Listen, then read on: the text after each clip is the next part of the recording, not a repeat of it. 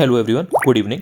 इस वीडियो में मैं यूपी पीसीए 2024 के प्रीलिम्स के लिए, जो कि आपका 17 मार्च को प्रस्तावित है, उसके लिए सीसेट के पेपर को कैसे क्लियर करें, कैसे कंफर्टेबली इतने नंबर ले आएँ कि आपका सीसेट का पेपर ना रुके।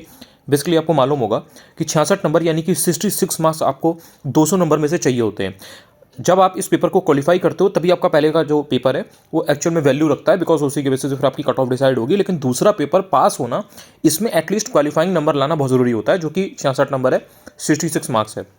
अगर आप इसको स्मार्टली तैयार करेंगे तो आप आराम से 66 नंबर ले आएंगे, 66 नंबर ले आएंगे, कोई ऐसी बड़ी बात नहीं है।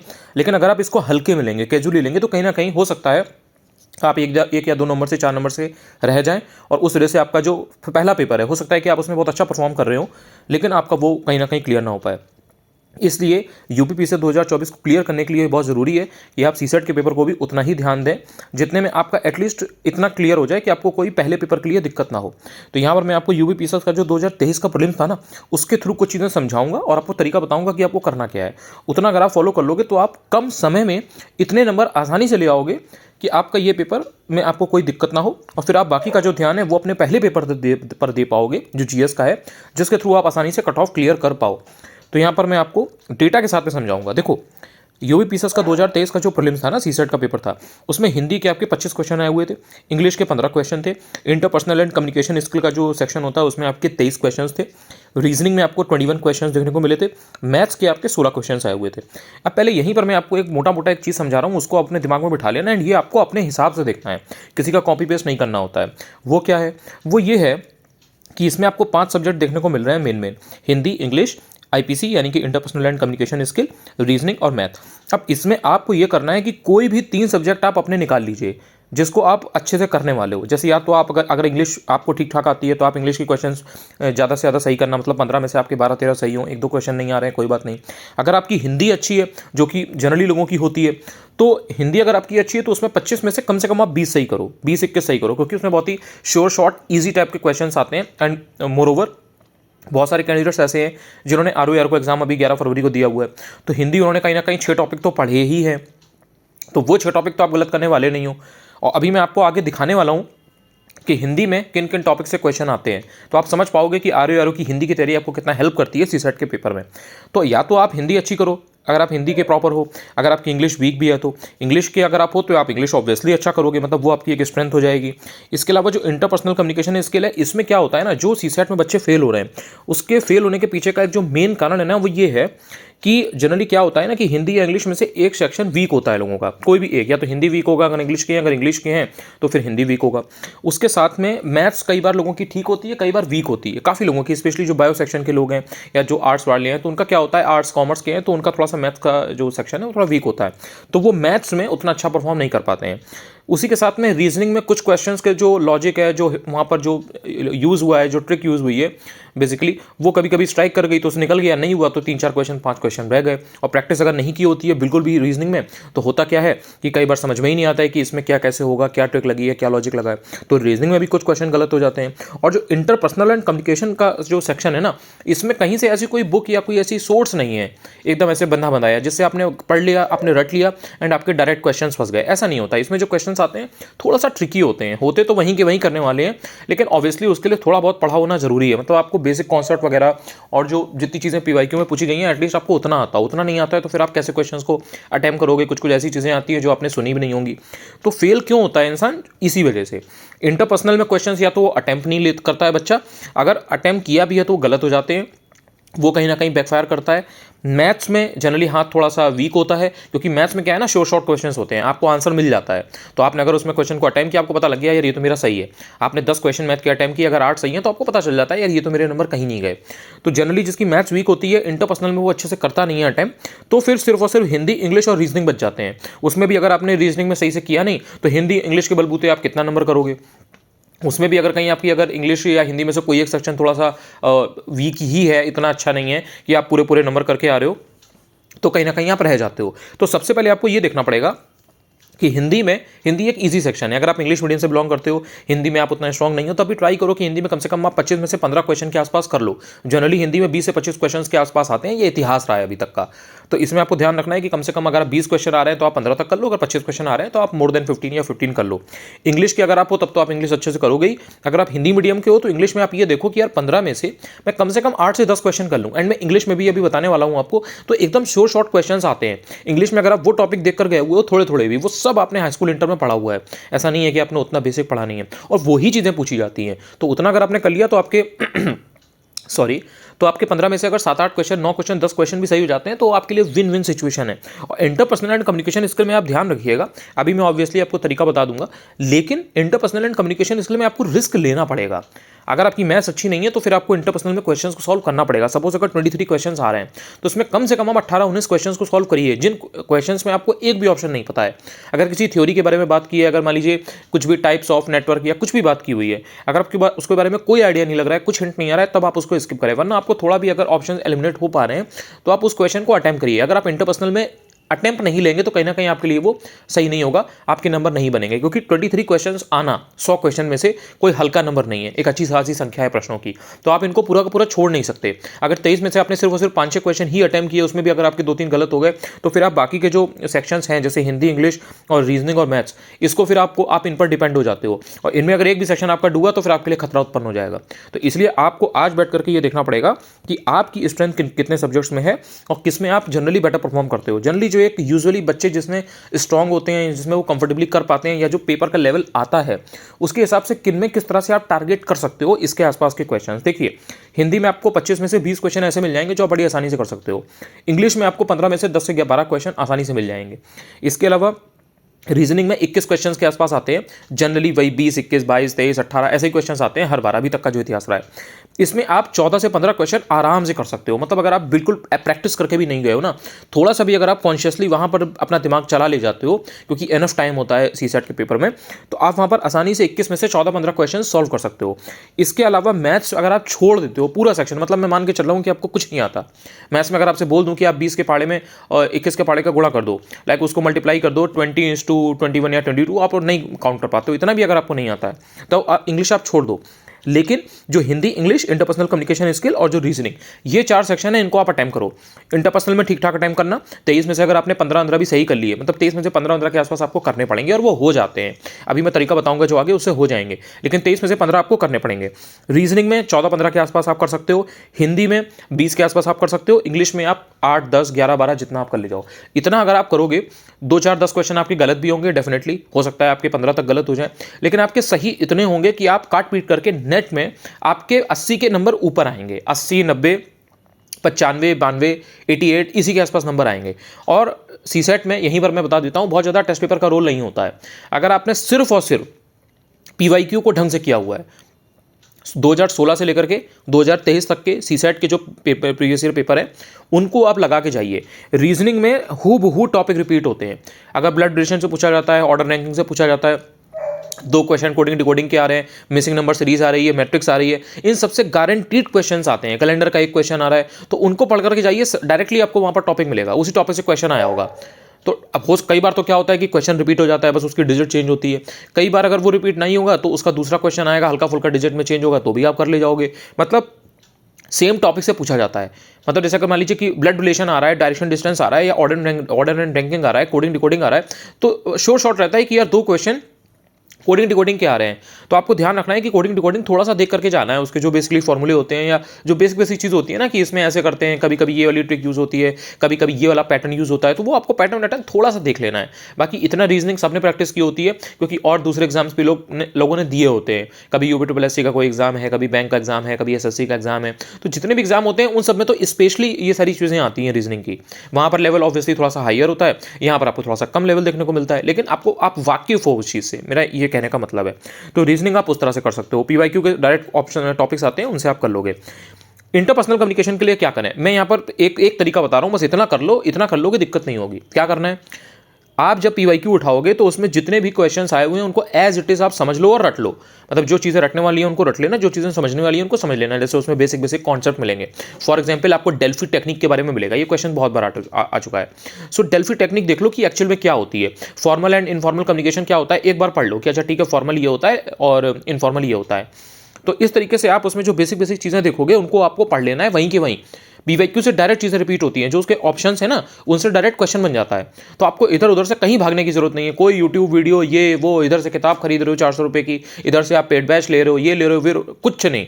सिर्फ और सिर्फ पीवाईक्यू में जो चीज़ें बताई गई हैं, जो क्वेश्चंस आए हुए हैं उनको याद कर लीजिए, उनके जो ऑप्शंस हैं उनको देख लीजिए, इतना मोर देन एनफ है। मतलब हर साल अगर 20 क्वेश्चन भी आ रहे हैं ना, और आपने अगर 6-7 सालों के अगर सिर्फ और सिर्फ पेपर को रट लिया तो आपके कितने 130-140 क्वेश्चन हो गए। और जनरली क्या होता है कि टॉपिक थोड़ा सा सेम होते हैं लेकिन जो क्वेश्चन हैं वो थोड़ा सा अलग होते हैं। फिर भी आपको 100 के आसपास टॉपिक या चीज़ें मिलेंगी, आप कह सकते हो छोटे छोटे सब टॉपिक या थीम मिलेंगी या कीवर्ड्स मिलेंगे। उन 100 वर्ड्स को बस आपको वहीं के वहीं तैयार कर लेना है। जिस भी पीवाईक्यू से यानी कि प्रीवियस ईयर क्वेश्चन पेपर की जो बुक आपके पास होगी सॉल्व, उससे आप तैयार करोगे, उसमें आपको एक्सप्लेनेशन देखने को मिलता है। कोई भी अगर ढंग का पब्लिकेशन होता है तो वो जनरली क्या होता है कि आपको एक्सप्लेन अच्छा करते हैं। तो उसमें एक्सप्लेनेशन में आपको बताया गया होगा कि हाँ ठीक है फॉर्मल कम्युनिकेशन ये है, इनफॉर्मल ये है, यहाँ पर डेल्फी टेक्निक इसको बोलते हैं। उन सबको आप पढ़ लीजिए, वहीं से आपका बेस तैयार हो गया। कहीं अलग से कोई बेस तैयार नहीं होता है, यही होती है तैयारी आपकी। इससे क्या होगा कि इंटरपर्सनल में हर हालत में एट एनी कॉस्ट, मतलब ये मेरी गारंटी है आपको, मैं जनरली क्लेम नहीं करता, मैं कभी गारंटी नहीं देता, मुझे सब अच्छा नहीं लगता, लेकिन इस चीज़ की हर हालत में गारंटी है। क्योंकि मैंने ये देखा है अगर गारंटी बोल दो तो इंसान भरोसा कर लेता है, उसको लगता है कि नहीं बस हो गया। तो अगर आपको इसी से भरोसा होता है तो फिर इसके लिए गारंटी मैं आपको दे रहा हूँ, ये इस टाइम पेपर पर लिख के दे सकता हूँ। ये रियलिटी है कि आपके 23 क्वेश्चन अगर आ रहे हैं तो उसमें 15 कहीं नहीं जाएंगे अगर सिर्फ और सिर्फ आपने पीवाईक्यू को कर रखा है। अब ये आपके ऊपर है कि आप ले करके बैठ करके तैयार करते हैं या नहीं करते हैं, और ये बहुत कम समय में हो जाएगा। इस तरह से आपको मैंने रीजनिंग का बता दिया, इंटरपर्सनल का बता दिया। इंग्लिश में भी सेम यही होता है कि टॉपिक्स उसके रिपीट होते हैं। एक क्वेश्चन डायरेक्ट का आएगा, एक क्वेश्चन आपका एक्टिव पैसिव का आएगा, एक क्वेश्चन उसमें फिल इन द ब्लैंक्स का आएगा, एक क्वेश्चन उसमें नाउन प्रोनाउन एडजेक्टिव इस तरीके से आ जाएगा जो figure of speech part of speech होते हैं। तो इनसे आते हैं। हिंदी में भी सेम यही होता है, 2 क्वेश्चन तत्सम तद्भव के आते हैं, 2 आपके पर्यायवाची आ जाएंगे, उसमें एक आपका वाक्यवर्धनी शुद्धि आ जाएगा, एक क्वेश्चन आपका बोली के ऊपर आ जाएगा। 5 नंबर के आपके पैसेज आते हैं। हिंदी में भी आपका 5 नंबर का पैसेज आता है, इंग्लिश में भी 5 नंबर का पैसेज आता है। इस तरह से शॉर्ट वाली चीज़ें आती हैं। एक आपसे संधि के बारे में आप पूछा जाएगा, एक क्वेश्चन आपसे समास के बारे में पूछा जाएगा, एक आपको वर्ड दे देगा, उसमें पूछेगा कि इसमें कौन सा समास है, तत्पुरुष है या द्वंद्व है या दिगु है। इस टाइप की चीजें आती हैं। अब मैं आपको थोड़ा सा आगे आकर के बता देता हूं कि कौन कौन से टॉपिक्स आते हैं, किन पर आपको ध्यान देना होता है। जैसे हिंदी है तो हिंदी में देखिए और ये देखिए ये मैं 2023 की बात कर रहा हूं, यानी कि यूपीपी से 2023 वाला है ना, उसमें इस तरीके से आया था। इसी तरीके से हर साल आता है। अब मैंने यहाँ पर रेफरेंस के लिए आपको 2023 का बताया हुआ है, क्योंकि इसके अलावा नहीं तो वीडियो बहुत लंबा हो जाएगा। 1 घंटे का वीडियो बनेगा, आप देखोगे नहीं, आप बोर हो जाओगे, क्योंकि पढ़ना भी कोई इतना हल्का काम तो है नहीं। ऑब्वियसली आपको अभी ये वीडियो अच्छा नहीं लग रहा होगा, क्योंकि इसमें मैं टू द पॉइंट सिर्फ और सिर्फ पॉइंट्स के बारे में बात कर रहा हूँ, इधर उधर की बातें कर नहीं रहा हूँ। तो देखिए जैसे हिंदी है तो हिंदी में ये 25 क्वेश्चन आए हुए हैं, इसमें कौन कौन सा बाइफर्केशन है देख लीजिए। पर्यायवाची के 2 क्वेश्चन आए हुए थे, एक गंगा का पूछा था, सरस्वती का पूछा था। कोई ऐसे ऊट पटांग नहीं पूछा था, दोनों आपसे इंपॉर्टेंट पूछे गए। सरस्वती वाला ये ऑब्वियसली पीवाईक्यू में आ चुका है, पहले भी आ चुका है, आरओ में भी आ चुका है, और गंगा तो ये आपसे पूछा गया था। इसके बाद में शुद्ध वर्तनी वाला शब्द एक पूछा गया था। इसके अलावा कौन सी लोकोक्ति अर्थ सहित सही है, मतलब आपको 4 लोकोक्तियां दी थी, उनका मतलब पूछा था कि इसमें किस लोकोक्ति का अर्थ सही दिया हुआ है। तो इसमें मुहावरे लोकोक्ति जो आपको आरओ मेंस में भी टॉपिक है, वही सेम आपसे एक लोकोक्ति पूछी गई थी। एक आपसे मुहावरे का अर्थ पूछा गया था। इसके अलावा जो व्यंजन वर्ण संबंधी अशुद्धि होती है वाक्य में, वो आपसे पूछी गई थी। बेसिकली वही जो वाक्य वर्तनी होती है ना, वही अशुद्धि पूछी गई थी। शुद्ध वाक्य पूछा गया था, वही वाक्य अशुद्धि, यानी कि 2 क्वेश्चन आपके वाक्य वर्तनी अशुद्धि के हो गए, 2 क्वेश्चन आपके लोकोक्ति और मुहावरे से हो गए, 2 क्वेश्चन आपके पर्यायवाची से हो गए, जो मैंने आपको अभी ऊपर बताया था। ठीक है, इसके अलावा आप आगे आओगे तो आप देखोगे कि एक आपको क्वेश्चन अनेकार्थी से देखने को मिलता है, 5 क्वेश्चन आपको गद्यांश को देखने को मिलते हैं। यहाँ पर थोड़ा सा ये कट गया है, पेज ब्रेक हुआ है तो, लेकिन यहाँ पे आपको 5 क्वेश्चन गद्यांश के देखने को मिलेंगे, 1 क्वेश्चन अनेकार्थी का देखने को मिलेगा, एक आपको संधि देखने को मिलती है, विलोम शब्द आपको 1 देखने को मिलता है। और इस टाइप के क्वेश्चंस आते हैं, जैसे कि आपसे ये पूछा गया होगा कि ऐसा कौन सा वाक्य है जिसमें सार्वनामिक विशेषण का यूज किया गया है। तो विशेषण के जैसे टाइप होते हैं ना, टाइप्स ऑफ एडजेक्टिव्स, तो वो आपसे ये पूछा जाता है। अगर आपको बेसिक कॉन्सेप्ट मालूम है तो आप आसानी से कर लोगे, कोई बहुत कठिन क्वेश्चंस नहीं आते हैं। क्रिया किसे कहते हैं, यानी कि जो वर्ब है ना, तो वर्ब की डेफिनेशन पूछ ली है, बहुत बेसिक है। इसके अलावा टाइप्स ऑफ वाच्य, यानी कि वाच्य कितने प्रकार के होते हैं, कर्मवाच्य क्या होता है, कर्तवाच्य क्या होता है, तो ये सारी चीज़ें आती हैं। इसके अलावा जो पंचुएशन होती है ना, कि सही विराम चिन्ह या कहीं पर कॉमा लगना है या इस टाइप की जो चीज़ें होती हैं, तो वो पूछा गया है। इसके अलावा द्विरुक्ति संबंधी अशुद्ध शब्द नहीं है, तो ये आपसे क्वेश्चन पूछा गया था। इसके अलावा विसर्ग का उच्चारण का स्थान क्या है, मतलब उसको कैसे क्या करते हैं, इसके अलावा एक क्वेश्चन बोली के ऊपर पूछा जाता है कि जैसे जो लोधांती है वो किस बोली की उपभाषा है, किसके अंतर्गत आती है, हर साल आता है, तो आपको उसमें बताना होता है। इसी के बाद अवधि भाषा जो है वो किस अपभ्रंश से विकसित हुई है, किससे डेवलप हुई है, शौसेनी से डेवलप हुई है, मागधी से डेवलप हुई है, अर्धमागधी से डेवलप हुई है, तो ये आपसे पूछा गया था। और ये देखिए मैंने आपको पूरे 25 क्वेश्चन का यहाँ पर पूरा इसको डिवाइड करके बताया हुआ है, डिस्ट्रीब्यूट करके बताया हुआ है, सो दैट आप एक्चुअल में समझ पाओ कि हिंदी में आता क्या है। मैं आपको अगर डायरेक्ट सिर्फ ये बता दूं कि हिंदी में 25 क्वेश्चन आते हैं तो आप सोचोगे यार कहाँ से आते हैं, क्या आते हैं, फिर आपके लिए डिस्ट्रैक्शन बहुत ज़्यादा हो जाता और आपको भी डर उत्पन्न होता, आपके मन में डर रहता कि यार कहाँ से आता है, क्या आता है। अब मैंने आपको पूरा समझा दिया कि देखो हिंदी में ये चीज़ है और ये हर साल का पैटर्न है, ऐसा नहीं है कि ये इस बार पूछा गया है। आप पेपर उठाओगे देखोगे पर्यायवाची हर साल आता है, वर्तनी हर साल आती है, तत्सम तद्भव 2 आते हैं वो हर साल आते हैं, तो इस टाइप की चीज़ें आपसे हर साल पूछी जाती हैं। तो आपको ध्यान रखना है कि हिंदी में इन टॉपिक को पढ़ लेना है डेली, चाहे आप आधे घंटे 2-2 टॉपिक पढ़ लो या फिर आप 1 घंटे पढ़ो हर 3 दिन में, या फिर आप इकट्ठा बाद में 2-3 दिन भी पढ़ सकते हो। मतलब it's all about your confidence. आपको अपने ऊपर अगर भरोसा है तो आप यूपीपीएससी के पेपर के पहले जो लास्ट वीक होता है ना उसमें आप 2-3 दिन दे सकते हो सीसेट को इन ऑल, क्योंकि आपने पढ़ा तो होता ही है, तो उसमें आप 4-5 घंटे हिंदी को दे दो, 4-5 घंटे इंग्लिश को दे दो, 4-5 घंटे आप जो रीजनिंग है उसको दे दो, उसमें प्रैक्टिस कर लो, और 4-5 घंटे आप या 6 घंटे आप इंटरपर्सनल वाली सेक्शन को दे दो। आपने 4 सेक्शन को ढंग से पढ़ लिया, आराम से आप एग्जाम में नेट के बाद मतलब काट पीट करने के बाद में नेट में जो क्वेश्चन सही करने वाले हो वो कहीं ना कहीं इतने होंगे कि आप आराम से 85-90 नंबर गेन कर लोगे और आपको डर ही नहीं होगा कि मेरा सीसेट पास होगा नहीं होगा। तो हिंदी का मैंने आपको बता दिया, जल्दी जल्दी मैं आपको इंग्लिश का भी बता देता हूँ, बाकी आप सारी चीज़ें समझ गए हो, क्योंकि इतना तो मुझे उम्मीद है कि मेरी चीज़ों से आपको समझ में तो आता है।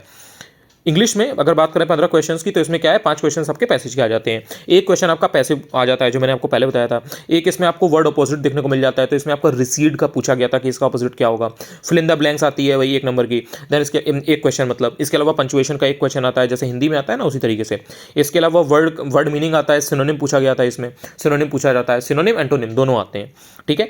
इनडायरेक्ट स्पीच एक पूछी जाती है, इसके अलावा सेंटेंस का ट्रांसफॉर्मेशन पूछा जाता है एक क्वेश्चन, जैसे सिंपल सेंटेंस दे देंगे उसको बोल देंगे कि इसको कॉम्प्लेक्स करिए, तो कॉम्प्लेक्स सिंपल वही वाला होता है ना जो आपने इंटर में पढ़ा था, एक किताब आती थी यूपी बोर्ड में न्यू लाइट जनरल इंग्लिश करके, तो उसमें आपने बहुत अच्छे से पढ़ा होगा, आपके टीचर ने आपको पढ़ाया गया होगा, तो वही सिंपल इंटू कॉम्प्लेक्स करने को बोल देता है, सिंपल इंटू कंपाउंड बोल देता है, तो सेंटेंस ट्रांसफॉर्मेशन का एक क्वेश्चन आता ही आता है।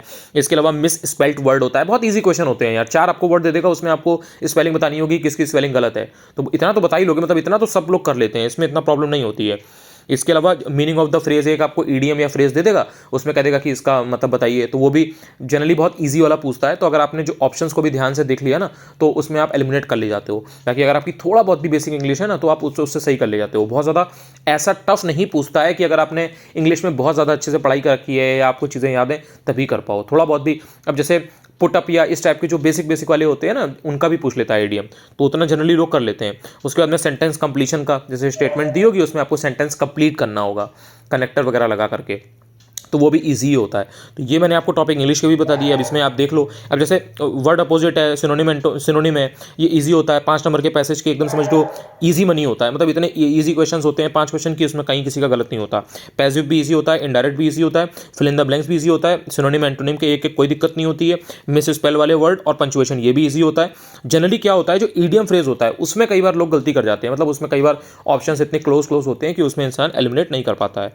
कभी कभी जो ये सेंटेंस कंप्लीशन वाला होता है उसमें इंसान गलत लगा जाता है, जैसे कहीं पर मान लीजिए कि नो सूनर देन ऑल्सो वाला क्वेश्चन है तो उसमें किसी ने बिकॉज वगैरह लगा दिया या देयरफॉर नहीं लगाया, तो इस तरीके कुछ चीज़ें होती हैं कनेक्टर वो गलत हो जाते हैं, लेकिन फिर भी 15 में से 10 से 11 क्वेश्चन आराम से करने लायक होते हैं, मतलब यू कैन डू दैट। इसके बाद बात आती है रीजनिंग की। रीजनिंग में देखिए कोडिंग डिकोडिंग के 2 क्वेश्चन आए हुए थे, ब्लड रिलेशन के 2 क्वेश्चन आए हुए थे, स्टेटमेंट आर्ग्यूमेंट वाले क्वेश्चन आए हुए थे, डायरेक्शन डिस्टेंस का क्वेश्चन था, नंबर और बेस्ट पेयर बताना था आपको, जैसे कि 4 17 है तो 4 को 4 से आपने इंटू किया, देन उसमें 1 जोड़ा तो 17 आया। इसी तरीके से 7 है तो 7 को 7 से इंटू करोगे उसमें प्लस जोड़ोगे तो क्या आएगा 50 आएगा, तो ये इसका राइट आंसर हो गया था। तो इस टाइप के क्वेश्चंस आते हैं, इस टाइप का इसमें लॉजिक लगा होता है। Then arrange the following words into meaningful manner, तो जैसे आपको 4-5 मान लीजिए वर्ड्स दे दिए तो उनको आपको मीनिंगफुल मैनर में लगाना होगा, मतलब आपको एक उसमें से एक लॉजिकली एक अरेंज करना होगा चीज़ों को, तो वो आप आसानी से कर लोगे, मतलब उसमें बस समय देना होता है। 25-30 सेकंड आपने ध्यान से क्वेश्चन को पढ़ा, ऑप्शंस को देखा, उसमें से आप लगा ले जाओगे। कैलेंडर के 2 क्वेश्चन आए हुए थे, missing term in the sequence, यानी कि आपको एक सीक्वेंस दिया होगा उसमें आपको अगला जो टर्म क्या होगा वो बताना था, मिसिंग नंबर बताना था, मिसिंग टर्म। इसके अलावा जैसे ऑर्डर एंड रैंकिंग है उसका एक क्वेश्चन होता है, नंबर सीरीज के 2 क्वेश्चन होते हैं। बेस्ट रिलेशन की अगर आप बात करोगे, जैसे एक क्वेश्चन इस टाइप का आया था बेस्ट रिलेशन, एग्जाम्पल के लिए जैसे 6 और 16 का अगर मान लीजिए कुछ संबंध है तो 12 का संबंध क्या होगा, 42 के साथ होगा या क्या होगा। देन स्टेटमेंट ऑफ कंक्लूजन वाले भी एक क्वेश्चन आया था, बेस्ट रिलेशन। इसके बाद में एक और था कि जैसे ग्लासेस है तो वो मिरर हो जाएगा। इसी तरीके से आपको ऑड वन आउट का एक क्वेश्चन देखने को मिला था। इसमें क्या था कि एक नंबर वाला ऑड वन आउट था और एक अल्फाबेट वाला ऑड वन आउट था। तो ऑड वन आउट के क्वेश्चन 2 आते हैं। कैलेंडर के मैंने आपको 2 बता ही दिए थे। क्लॉक का एक क्वेश्चन आया हुआ था। फिर मिसिंग लेटर सीरीज आई हुई थी। तो इससे आपको ये पता चलता है कि जो बेसिक टॉपिक्स हैं, जैसे मिसिंग लेटर सीरीज हो गई, मिसिंग नंबर सीरीज हो गई, ऑड वन आउट हो गया, स्टेटमेंट कंक्लूजन हो गया, स्टेटमेंट आर्गुमेंट हो गया, इनसे अच्छे खासे क्वेश्चंस आते हैं। इसके बाद अगर बात की जाए तो आपका जो इंटरपर्सनल कम्युनिकेशन स्किल होता है, इसमें भी कुछ चीज़ें बहुत इंपॉर्टेंट होती हैं जो काफ़ी रिपीट होती हैं, तो उनके बारे में मैं आपको बता देता हूँ। जैसे कि कॉन्सेप्ट ऑफ ट्रांजैक्शनल एनालिसिस, तो ये आपसे पूछा गया था। इसके अलावा साइकोलॉजिकल बैरियर इन कम्युनिकेशन, तो बहुत बेसिक चीज़ें होती हैं, लेकिन आपको 1-2 बार तो पढ़ना ही पड़ेगा ढंग से। 4-5 घंटे 6 घंटे हार्डली लगेंगे इसमें, लेकिन एक बार पढ़ लोगे तो फिर गलत नहीं होता इंटरपर्सनल में, क्योंकि आपको कॉन्सेप्ट समझ में आ जाता है कि अच्छा ठीक है इसमें ये होता है। कुछ बेसिक जो कीवर्ड्स हैं ना किसी भी सब्जेक्ट के, वो आप जान जाते हो। तो जैसे साइकोलॉजिकल बैरियर है कम्युनिकेशन का, ये आपसे पूछा गया था। ये पूछा गया था कि not a component of listening, यानी कि लिसनिंग का क्या कंपोनेंट नहीं होता है। इसी तरीके से क्वालिटेटिव एंड क्वांटिटेटिव डेटा क्या होता है। What type of problems was solved by the Kohler in problem solving, यानी कि कोहलर के द्वारा जब प्रॉब्लम सॉल्विंग की गई थी तो उसमें कौन कौन सी जो प्रॉब्लम्स हैं वो कितने टाइप की प्रॉब्लम थी, तो ये आपको बताना है। इसके अलावा मेंटल सेट क्या होता है। इसके अलावा correct sequence of communication process, यानी कि जो कम्युनिकेशन प्रोसेस उसका करेक्ट सीक्वेंस क्या होता है। Then types of communication network, यानी कि जो कम्युनिकेशन नेटवर्क है उनके आपको प्रकार बताने हैं। देन असर्शन रीजन है, यानी कि असर्शन रीजन वाले क्वेश्चन थे। इसके अलावा not a type of informal communication network, तो ये बताना था कि यानी कि इनफॉर्मल कम्युनिकेशन नेटवर्क का टाइप नहीं है। इसके अलावा ट्रायल एंड एरर क्या होता है। मेथड्स ऑफ प्रॉब्लम सॉल्विंग, मतलब सिंपली पूछ लेगा कि कौन सा इसमें से मेथड ऑफ प्रॉब्लम सॉल्विंग नहीं है, यानी कि प्रॉब्लम सॉल्विंग का मेथड नहीं है, किसके थ्रू आप प्रॉब्लम सॉल्व नहीं कर सकते। 4 ऑप्शन होंगे, एक बताना होगा कि इसके थ्रू आप नहीं कर सकते हो, तो जनरल होते हैं। इसके अलावा डिसीजन मेकिंग के ऊपर जो कोड थी वो दी गई थी, तो वो किसने दी थी ये पूछा गया था। देन पैरा लैंग्वेज क्या होती है, पैरा लैंग्वेज किससे रिलेटेड है। देन ओरल कम्युनिकेशन में असर्शन और रीजन का एक क्वेश्चन था। Then which problem task is not used in animal subjects, ये आपसे पूछा गया था। इसके अलावा कॉग्निटिव डिसोनेंस क्या होता है, तो अब आपको इसका मतलब पता होना चाहिए। अब आपको अगर पता ही नहीं है कि कॉग्निटिव डिसोनेंस क्या होता है तो फिर जो ऑप्शंस होंगे वो फिर आप बता नहीं पाओगे। तो थोड़ा थोड़ा हल्का फुल्का आप कह सकते हो कॉन्सेप्चुअल होता है, वो उतना आपको एटलीस्ट पता हो। फिर इंडक्टिव रीजनिंग क्या होती है, तो आपको इसका मतलब पता होना चाहिए। जो 4 ऑप्शन हैं उससे भी आप मतलब निकाल सकते हो, उसमें से जो बेस्ट पॉसिबल मीनिंग आपको लग रहा हो वो आपको चुनना होता है। फिर functional fixedness in problem solving क्या होती है आपको बताना होता है, ये भी रिपीटेड क्वेश्चन था। Then methods of problem solving मैंने आपको बता ही दिया, 2 क्वेश्चन आए हुए थे इसके एटलीस्ट। इसके बाद में कम्युनिकेशन मॉडल में एनकोडिंग किसे बोलते हैं, कम्युनिकेशन मॉडल में एनकोडिंग किसे बोलते हैं, ये क्वेश्चन आया हुआ था। Then clarity of communications for effective communication, यानी कि इफेक्टिव कम्युनिकेशन अगर आपको करना है तो उसके लिए क्लैरिटी ऑफ कम्युनिकेशन कितना जरूरी है ये आपको बताना था। असर्शन रीजन की फॉर्म में क्वेश्चन था। Then not a way of dealing with rumours, यानी कि र्यूमर्स के साथ डील करने के लिए कौन सा एक तरीका नहीं है, तो ये आपको बताना था। मतलब आप ऐसे समझ सकते हो कि जैसे सपोज अभी आर का पेपर लीक हुआ तो वो जस्ट एक लीक एक्चुअल में लीक हुआ है कि जो खबरें आ रही हैं वो अफवाहें, इस तरीके की मान लो कोई क्वेश्चन आपसे बना के दे दिया जाए तो उससे आप इसको रिलेट करके समझ सकते हो। तो यही होता है कि र्यूमर्स जो है उससे डील करने का तरीका क्या नहीं है, तो उसमें 4 ऑप्शंस होंगे तो आपको देखना होगा। इसमें सोर्स क्या फॉलो किया जाए, सिर्फ और सिर्फ मैं फिर आपसे रिपीट कर रहा हूँ, यूपीपीएससी के प्रीलिम्स के सीसैट के जो पेपर हैं प्री पीवाईक्यू सॉल्यूशन सॉल्व वाला ऑब्वियसली, तो वो 2016 से लेकर के 2023 तक का तैयार कर लीजिएगा ढंग से, अपने हिसाब से एनालाइज कर लीजिए। जैसे हर हफ्ते में अगर आप मान लीजिए 2 पेपर को भी तैयार करेंगे, आपका प्लान है कि हर 3 दिन में 1 पेपर मैं तैयार करूंगा या करूंगी, तो आप हफ्ते में 2 पेपर तैयार करते हैं तो अच्छे से आप इसको, अभी जो समय बचा हुआ है आपके पास 1 महीने से 1 दिन ज़्यादा 31-32 दिन बचे हुए हैं, उनमें आप इन 7-8 पेपर को अच्छे से तैयार भी कर लोगे और इनको रिवाइज भी कर लोगे। और ध्यान रखना कि इंटरपर्सनल में थोड़ा सा रिवीजन की जरूरत ज़्यादा होती है। हिंदी और इंग्लिश तो ऐसी चीज़ें हैं कि आप ओवर द पीरियड पढ़ते आ रहे हो तो उसमें आप इतना गलत नहीं करते हो। रीजनिंग में भी कहीं ना कहीं अगर आपको 20 सेकंड की जगह 1 मिनट दिया जाएगा तो आप आंसर निकाल लोगे, उसमें से प्रैक्टिस करोगे निकाल लोगे। लेकिन इंटरपर्सनल कम्युनिकेशन स्किल में क्या है कि अगर आपने पढ़ा है तो कर लोगे, नहीं पढ़ा है तो नहीं कर पाओगे, अगर कहीं थोड़ा सा भी इन डेप्थ आ गया। और जो बाकी रिपीटेड चीज़ आती है वो तो आपको हूबहू वैसे ही मिल जाएंगी। बाकी थोड़ा बहुत अगर आपको लगे कि नहीं जो किताब जिससे आप पढ़ रहे हो उसमें इतना डिटेल में नहीं दिया है तो हल्का फुल्का गूगल सर्च कर सकते हो, हल्का फुल्का। जैसे डेल्फी टेक्निक है, मान लो आपको जो किताब में दिया गया है सॉल्व आंसर अगर आपको समझ में नहीं आया तो गूगल पर डाल लो यार डेल्फी टेक्निक क्या होता है, उसमें जो चीज़ आपको सामने सामने मिल जाए ना 4 लाइन में 6 लाइन में, बस आप उसको तैयार कर लो, उससे आपका काम बन जाएगा। इसके अलावा आपको कुछ भी नहीं करना है। ये मैंने प्रोसेस आपको पूरा अच्छे से समझाया हुआ है बिकॉज सीसेट को लेकर के काफ़ी क्वेश्चंस आ रहे थे, तो इसलिए ये वीडियो 23 मिनट का हो गया है। मुझे नहीं पता कि आप देखोगे या नहीं देखोगे, आपको बोरिंग लगेगा क्योंकि मैंने पूरे वीडियो में लगातार इसमें तीनों हर सेक्शन के बारे में समझाया हुआ है।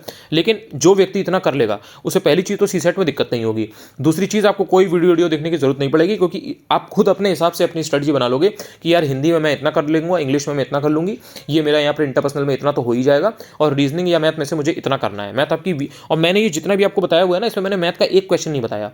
मैं ये मान के चल रहा हूँ कि जो मेजॉरिटी है ना वो मैथ में वीक है या मैथ को नहीं अटेम्प्ट करेंगे, वीक भी नहीं, हो सकता है किसी की बहुत अच्छी हो, काफ़ी लोगों की बहुत अच्छी होती है, तो उसमें कोई ऐसी दिक्कत नहीं है। जिसकी मैथ्स अच्छी है वो उसके लिए तो और ज़्यादा इजी हो जाता है, क्योंकि मैथ के भी 18-20 क्वेश्चन 15 क्वेश्चन आते ही आते हैं, और जो 18 क्वेश्चन आ रहे हैं उसमें से जो मैथ में थोड़ा ठीक होता है ना वो फिर 18 में से मैक्सिमम ही करता है, मतलब वो 15-16 क्वेश्चन कर ले जाता है आराम से। कोई भी लाइक कोई फीमेल भी हैं तो वो भी आराम से कर ले जाएंगे, उनको कोई ऐसी दिक्कत नहीं होगी कि लाइक वो मैथ में नहीं कर पा रही हैं, तो उनके लिए तो फिर और ईजी है, क्योंकि हिंदी इंग्लिश वो करते ही करते हैं ठीक ठाक, और बाकी रीजनिंग सभी को ऑलमोस्ट आती होती है, एंड देन इंटरपर्सनल में अगर वो थोड़ा बहुत कम भी अटेम्प्ट करेंगे तो उनका हो जाएगा। तो बस यही है, ये कुछ बेसिक अगर लेकिन आपको चीज़ें पता है, मतलब आपको पेपर देने के जाने के पहले ये दिमाग में क्लियर होना चाहिए कि भाई मुझे ये मेरे सेक्शन स्ट्रांग है।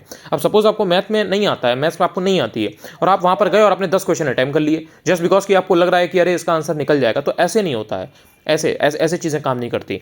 आपको पता होना चाहिए कि आपको क्या आता है और क्या क्वेश्चन आपको अटेम्प्ट करने हैं और कितना आपको छोड़ना है। इंटरपर्सनल में लोग क्या करते हैं, 23 क्वेश्चन में से 20 क्वेश्चन छोड़ के चले आ रहे हैं, 2-3 क्वेश्चन अटेम्प्ट किए वो भी गलत हो गए। क्यों? आपको कॉन्फिडेंस ही नहीं है। अगर आपको कॉन्फिडेंस नहीं है तो आपके इंटरपर्सनल कम्युनिकेशन स्किल में नंबर नहीं आएंगे। अगर आपको कॉन्फिडेंस है तो इंटरपर्सनल स्किल में आप नंबर लेकर के आएंगे, और ये बहुत इजी और शॉर्ट तरीका होता है इंटरपर्सनल में नंबर खींचने का। और जो व्यक्ति इंटरपर्सनल में अच्छे नंबर लेकर के आएगा उसको तो सीसेट में कोई दिक्कत होने वाली नहीं है, क्योंकि 23 क्वेश्चन बहुत होते हैं, आपने 15-16 सही किए, बाकी के सेक्शन में तो आप सही कर ही लोगे ठीक ठाक। यहीं पर एक ऐसा सेक्शन है जहाँ पे क्वेश्चन गलत होने के चांसेस ज़्यादा होते हैं, तो आपका सीधे सीधे क्लियर हो गया। Thank you so much. अगर आप ये वीडियो यहाँ तक अगर देख पाए हो, अगर वीडियो अच्छा लगे तो आप शेयर भी कर सकते हो डेफिनेटली। अगर पहली बार आप चैनल पर आए हो, पहली बार मेरा वीडियो देख रहे हो, मेरी आवाज़ सुन रहे हो, अगर आपको कुछ हेल्प हुई हो, चाहो तो आप टेलीग्राम पर भी जुड़ सकते हो, और चैनल को यहाँ पर यूट्यूब पर सब्सक्राइब कर सकते हो, टेलीग्राम पर ज्वाइन कर सकते हो। अनुज चतुर्वेदी यूपीपीएससी है, वहाँ पर मैं ऑलरेडी बहुत सारी चीज़ें शेयर करता रहता हूँ जो आपके आरओ के एग्जाम के लिए बहुत हेल्प की थी, एंड ऑब्वियसली यूपीपीएससी एग्जाम के लिए बहुत हेल्प करने वाली है। Thank you so much. Share करना ना भूलना।